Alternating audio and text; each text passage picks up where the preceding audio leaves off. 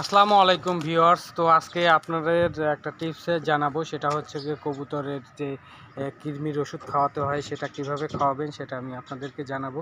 তো কৃমির ওষুধ খাওয়ানোর 3 ঘন্টা পর পর আপনারা যে কাজগুলা করবেন সেটাই আমি আপনাদেরকে বলবো। তো কৃমির ওষুধ যখন খাওয়াবেন, তো 1 লিটার বিশুদ্ধ পানি নেবেন এবং অ্যাপেলিন্ট নামে একটা সিরাপ আছে। ওই সিরাপটা 1 লিটার পানির মধ্যে চা চামচ ওষুধ দিয়ে মিশিয়ে, বিশুদ্ধ পানির সাথে মিশিয়ে আপনারা কবুতরকে নিয়মিত খাওয়াবেন। এবং নিয়মিত বলতে এটা অনেক দিন পর পর খাওয়াতে হয়।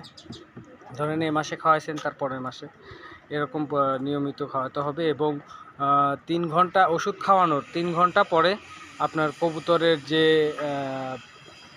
পায়খানা পরিষ্কার করে দিবেন, মলটল আছে যেগুলা ট্রের নিচে থাকে, এইগুলা পরিষ্কার করে দিবেন। দেখবেন যে আস্তে আস্তে সমস্ত কিছু সমাধান হয়ে গেছে। তো সবাই ভালো থাকবেন, সুস্থ থাকবেন। আল্লাহ হাফেজ।